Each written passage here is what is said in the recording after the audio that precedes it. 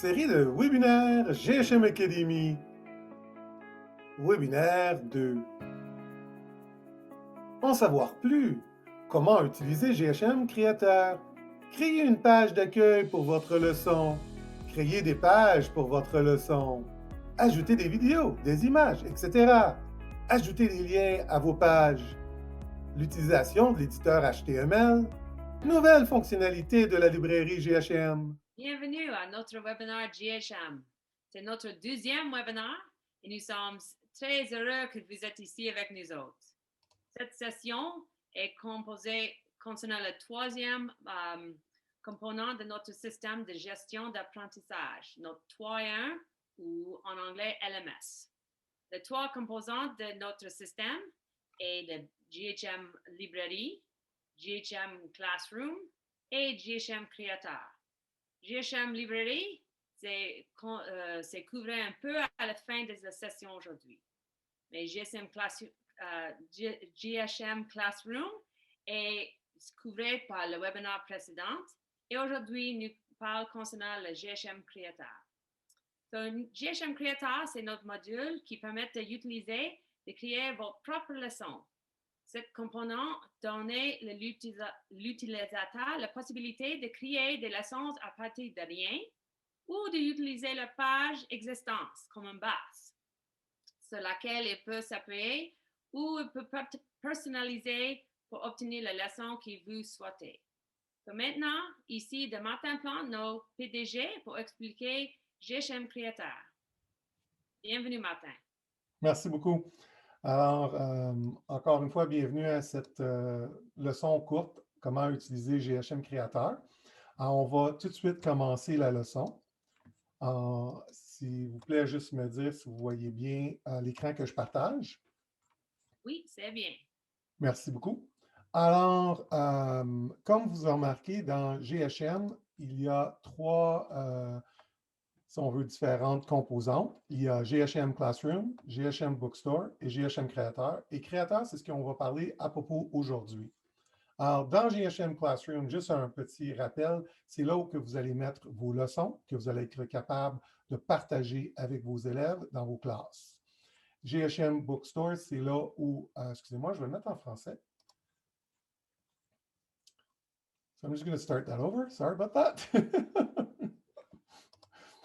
Alors, ici, dans GHM Academy, il y a trois composantes. Il y a la composante de GHM Classroom, GHM Librairie, puis GHM Creator.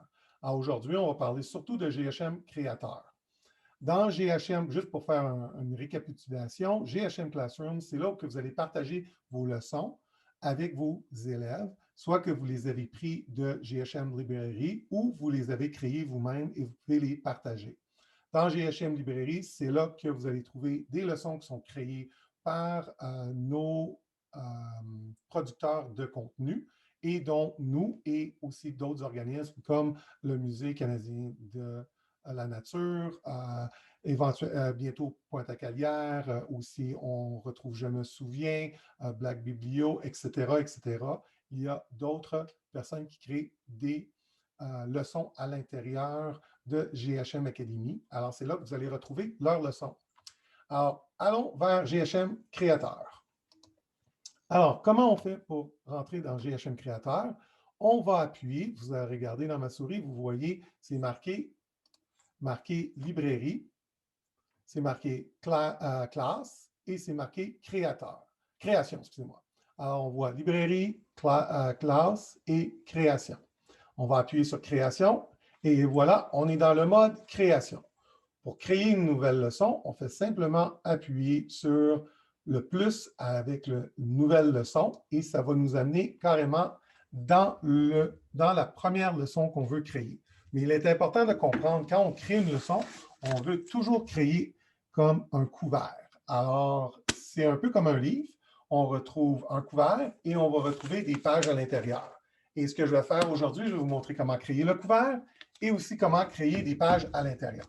Ceci va vous donner, en fin de compte, un cahier d'exercice ou un livre qui va être complètement à 100% digital et avec la capacité de faire jouer des vidéos, de même aller sur Google Street View, d'aller dans peut-être même faire des visites à l'intérieur des musées, d'écrire des textes, de faire des quiz. Vous allez être capable de faire même des jeux à l'intérieur et je vais vous montrer comment on fait ça aujourd'hui.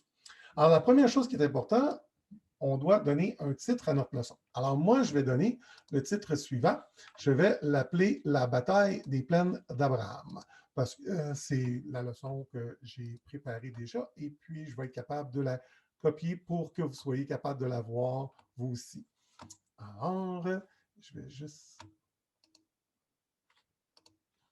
aller la chercher. Alors, ici, voici la leçon de la bataille des plaines d'Abraham et puis je vais coller le titre. On va enlever le mot leçon. Et ensuite, je veux lui mettre une vignette. Je vais lui mettre une vignette. Alors, je vais lui mettre, en fin de compte, une image pour que les jeunes soient capables de reconnaître. Parce que simplement avoir le nom, ce n'est pas nécessairement aussi facile que de reconnaître une image. Alors, on va emprunter une image qui existe déjà et puis on va la placer. Pour aller chercher une image, on peut aller chercher une image sur l'Internet tant aussi longtemps que l'image a un lien HTTPS. C'est très important pour être capable d'avoir une image qui va apparaître ici. Si on a une image qui n'apparaît pas ici, ça veut dire que le lien n'est pas correct. Ça veut dire qu'il y a un problème soit avec le lien qu'on a fait ou soit que le fait que le lien n'est pas HTTPS, qui veut dire qu'il n'est pas sécuritaire, ou encore une fois, que la personne qui on prend l'information a protégé son image, qui veut dire qu'ils ne veulent pas qu'on fasse des liens avec leur image. Ensuite, on a besoin d'une description. Alors, on va mettre une description parce que c'est ce qui va permettre aux étudiants ou aux jeunes qui sont dans notre classe d'être capables de chercher pour retrouver notre leçon si on ne leur a pas, si on leur a donné plusieurs leçons. C'est-à-dire, peut-être vous avez créé une vingtaine ou une trentaine de leçons, puis que les jeunes disent laquelle des leçons que je dois faire aujourd'hui. Si vous mettez une description, ça va permettre au système de retrouver cette leçon-là pour qu'il soit capable de l'utiliser. Le système va rechercher dans le titre et aussi dans la description.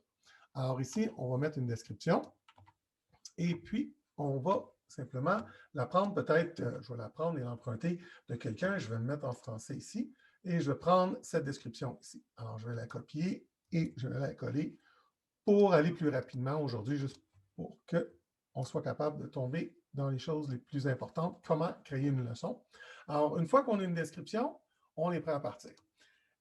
Ça veut dire qu'on a créé notre titre de notre page couverture, on a mis une image, et là, on a une description où que les étudiants vont être capables de retrouver l'information si nécessaire, si on a plusieurs leçons qu'on leur permet de voir. On peut aussi les mettre en ordre, ça veut dire qu'on peut les trier.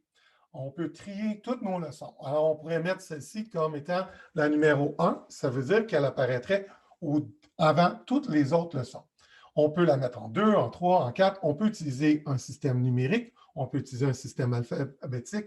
On peut, en fin de compte, utiliser simplement des termes. Si on enseigne plusieurs différents types de classes, disons l'histoire et la géographie, on pourrait faire comme Géo 1, Géo 2, Histoire 1, Histoire 2.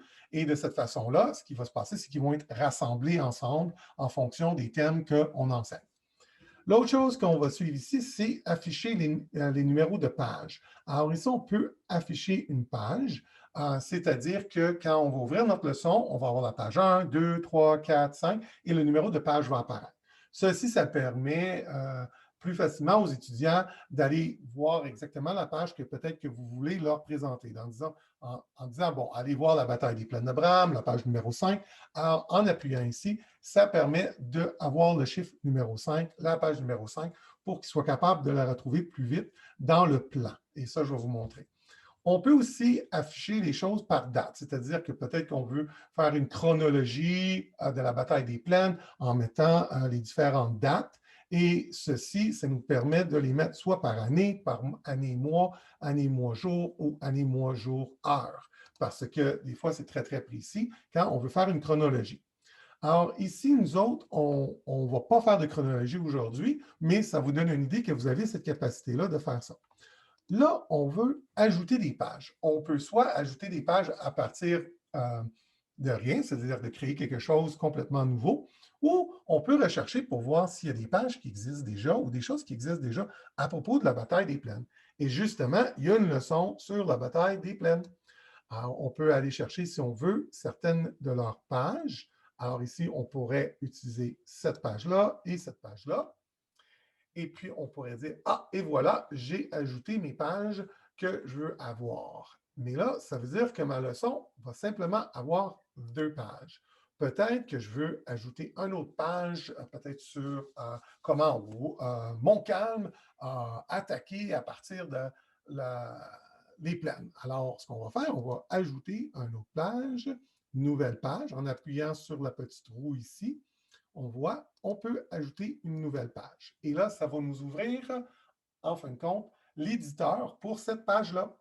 Il faut donner un titre à notre page. Alors, on va l'appeler Montcalm.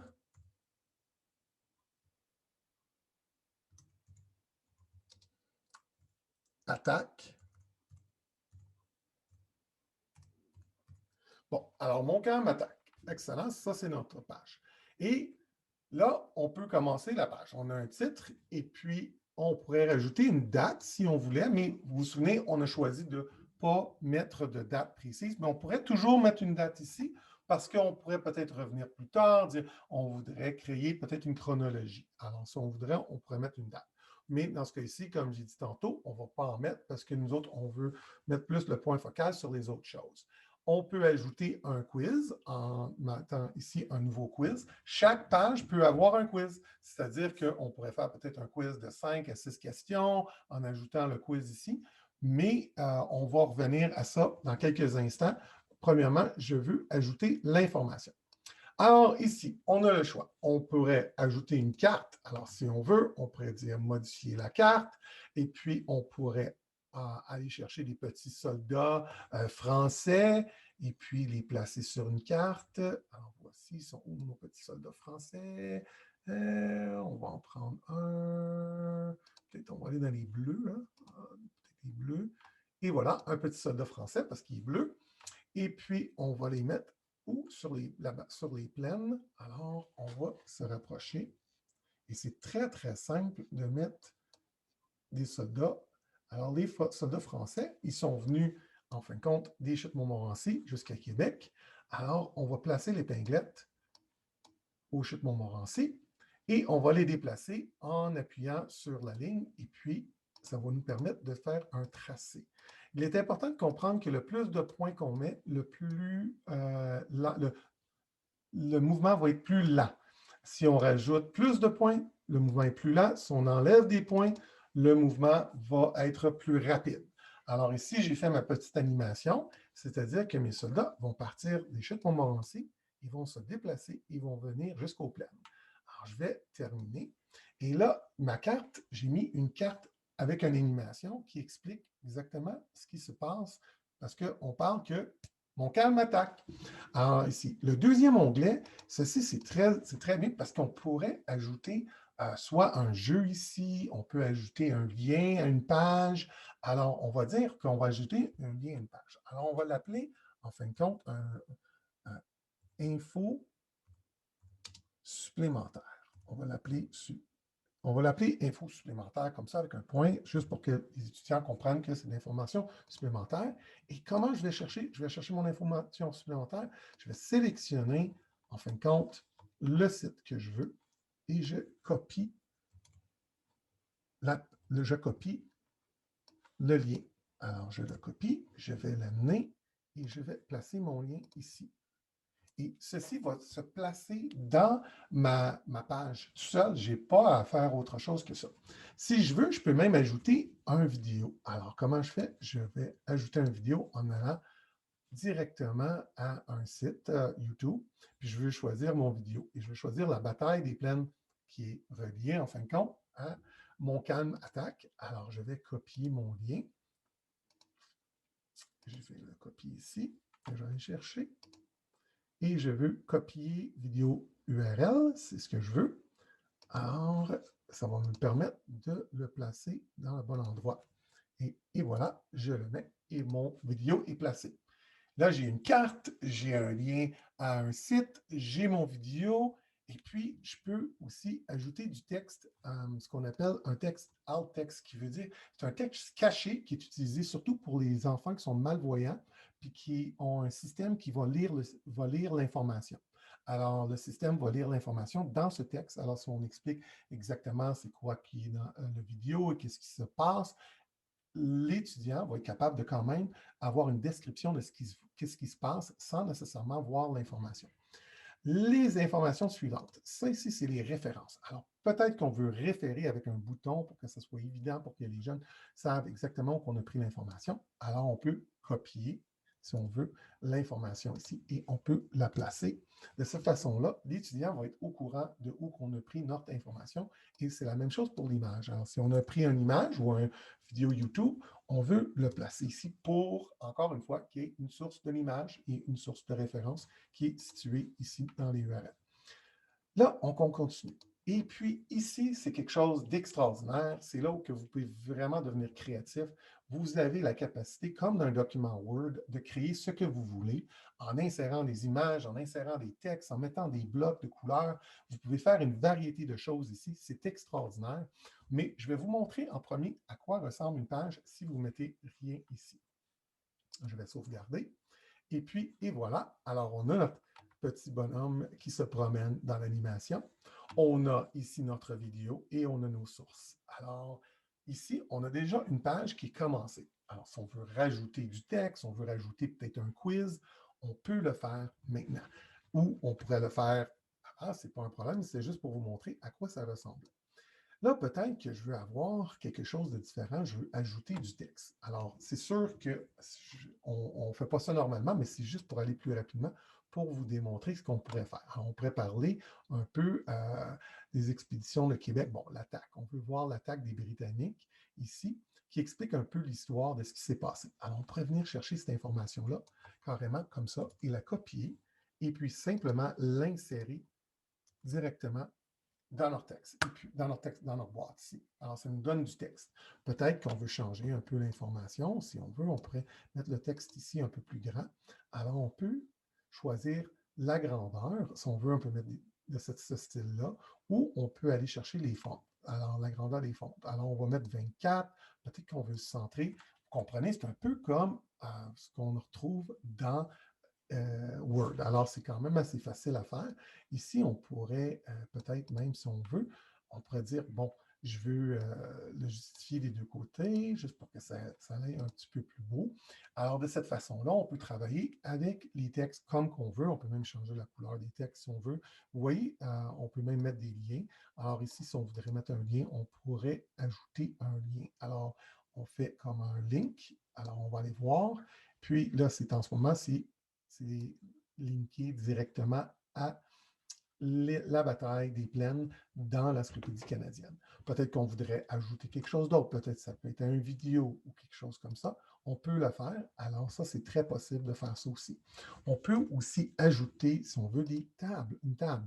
Ici, ça nous permet de créer et mettre de l'information et de l'organiser d'une façon beaucoup plus structurée. C'est-à-dire qu'on pourrait comme ajouter une image ici. Alors, on peut aller chercher une image. On va voir si on peut aller chercher une image ici. Et on va l'essayer. Copy image address. Alors, puis, on va ajouter une image en insérant. Insert image. Et puis, insérer image. Et voilà, on va l'essayer. On a même la grandeur. On va le faire un peu plus petite, 400 par 300. Et on va sauvegarder. Et voilà, l'image est là. Puis on pourrait mettre, si on veut, du texte à côté. Alors, on va aller chercher notre texte.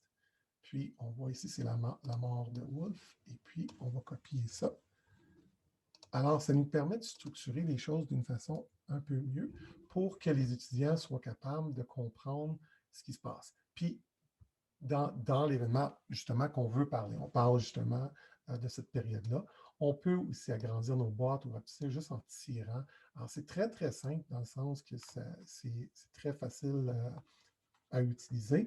Quand on veut changer, si on veut enlever les lignes, on fait simplement appuyer sur la boîte que vous avez vue. Je vais mettre un 0.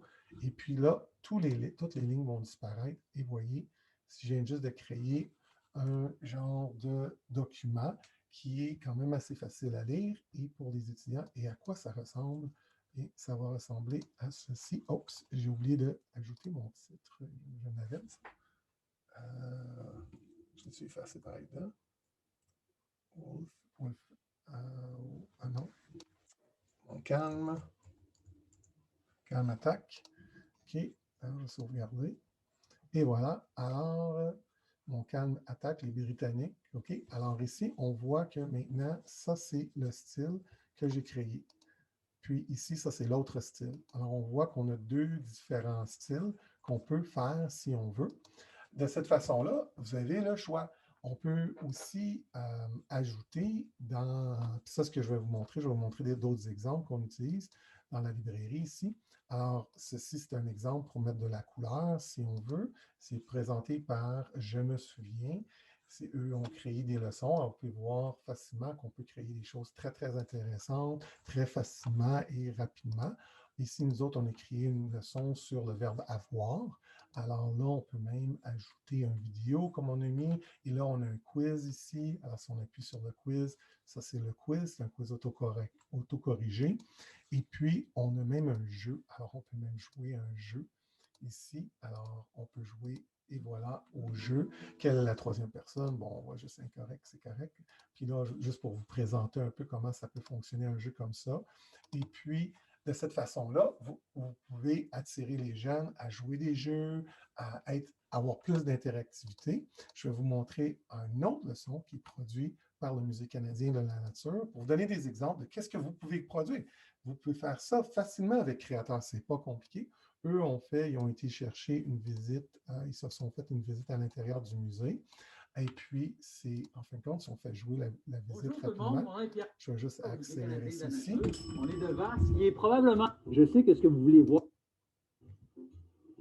Alors, nous sommes ici dans probablement ce qui est la galerie favorite de tous les enfants qui visitent le musée, c'est la galerie. Alors, vous voyez ici, on peut faire une visite virtuelle d'un musée. Alors là, on peut agrandir avec le média, on peut se promener pendant, même quand la vidéo joue en arrière-plan. Alors, de cette façon-là, les étudiants peuvent avoir une meilleure idée. Alors, on va retourner rapidement à notre leçon pour que je vous montre un peu comment ajouter un quiz, si vous voulez ajouter un quiz. Alors ici, on pourrait modifier encore et puis ajouter un quiz. Et le quiz est ici, nouveau quiz. OK. Alors, on pourrait indiquer, ça c'est le quiz sur mon calme. Et puis, à partir de là, on peut ajouter soit des choix multiples, soit des textes à long texte, à développement ou à texte court. Le choix multiple, si vous mettez les réponses, c'est autocorrigé. C'est facile, vous allez le voir, vous le faites juste l'essayer, vous allez voir, c'est très, très rapide. Le texte court, c'est la même chose, vous devez mettre la réponse. Et les étudiants, ça peut être pour des tests de vocabulaire, des choses comme ça. Ça, c'est souvent des textes courts. Et puis, à long texte et à développement, c'est-à-dire que vous devez écrire, les étudiants peuvent écrire quelques paragraphes, un sujet en particulier, peut-être que vous pourriez demander la question, mais pourquoi que mon calme a attaqué maintenant, pourquoi il n'a pas attendu? Alors, ça pourrait être une question en développement que les étudiants devraient y répondre. Et puis là, vous pourriez donner le nombre de points nécessaires. Alors, ceci, ça vous donne une idée rapide de comment création fonctionne, excusez-moi, comment création fonctionne sur GHM. Okay, very good. Merci beaucoup, Martin. Et juste une petite question concernant la librairie. Est-ce qu'il y a des nouvelles choses concernant la librairie, la GHM librairie qui arrivent? Oui, il y a quelques nouvelles choses qui sont déjà implantées pour la librairie, puis aussi des choses qui s'en viennent. Alors, je vais vous présenter les deux.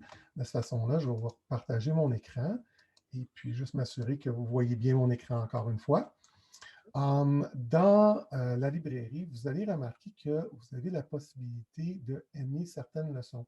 Alors, peut-être que moi, j'aime cette leçon-là sur les verbes, peut-être sur la bataille des plaines, peut-être ici sur le musée. Alors, vous remarquez que ça va la placer dans mes favoris.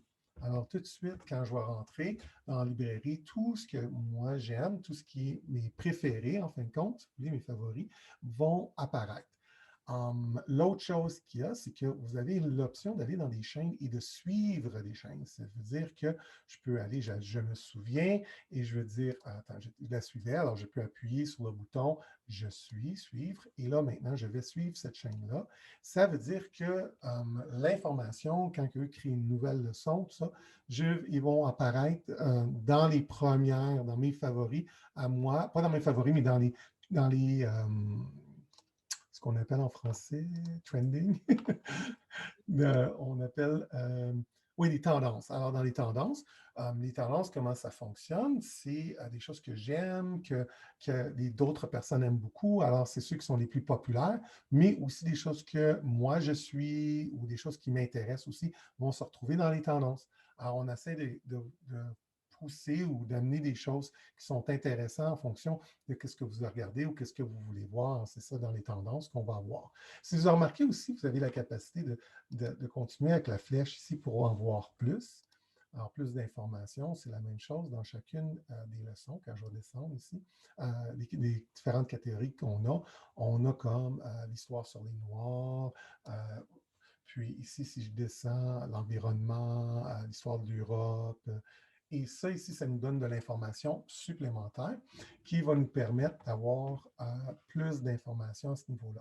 L'autre chose qu'on a, qui s'en vient très, très bientôt, je vais vous le montrer, c'est un moteur de recherche qui est quand même assez impressionnant. On a un petit aperçu ici. Si j'indique comme, si je marque guerre, ou à l'instant que j'écris quelque chose, vous allez remarquer que mon moteur de recherche va tout de suite commencer à trouver des choses qui sont reliées aux mots que je veux. Et puis, dans la description, quand on parlait de description, pourquoi c'est important, vous voyez, elle va aller chercher l'information. Puis là, si on marque, on rajoute mondial, disons, alors au fur et à mesure qu'on avance dans ce qu'on écrit, on voit que la recherche devient de plus en plus restreinte. Et alors là, j'ai moins de leçons ou de cours qui sont disponibles. Alors, on peut lire rapidement la description, dire qu'est-ce qui m'intéresse, peut-être que je veux ajouter quelque chose. Alors ici, on voit les deux mots. Alors peut-être qu'on veut rajouter le mot deuxième. Et puis, vous allez voir que ceci va encore rendre ma recherche encore beaucoup plus restreinte au fur et à mesure que j'ajoute de l'information, des mots sur ma recherche. Alors, c'est ce qui me permet d'avoir une meilleure recherche et puis de trouver, en fin de compte, l'information que je veux retrouver. Alors, ceci, c'est le nouvel système de recherche qui s'en vient. Il devrait apparaître d'ici lundi, la semaine prochaine. C'est parfait. Merci beaucoup, Martin. Et maintenant, c'est le temps pour les questions. Est-ce que des questions? J'ai une ici. C'est quelqu'un qui, combien coûte le GHM Creator? OK. Alors, pour savoir le coût de GHM Creator, vous pouvez appuyer sur « Acheter », le bouton juste à côté de GHM Librairie. Et puis, vous allez voir, ici, ça, c'est les abonnements, c'est en fin de compte où que vous pouvez acheter tous les différents produits qui sont disponibles sur GHM Academy. Et puis, Créateur est 10 $ par année. Ce que ça vous permet de faire avec ce 10 $-là, c'est de créer vos leçons et ensuite de les partager avec tous vos étudiants, c'est-à-dire avec tous vos classes.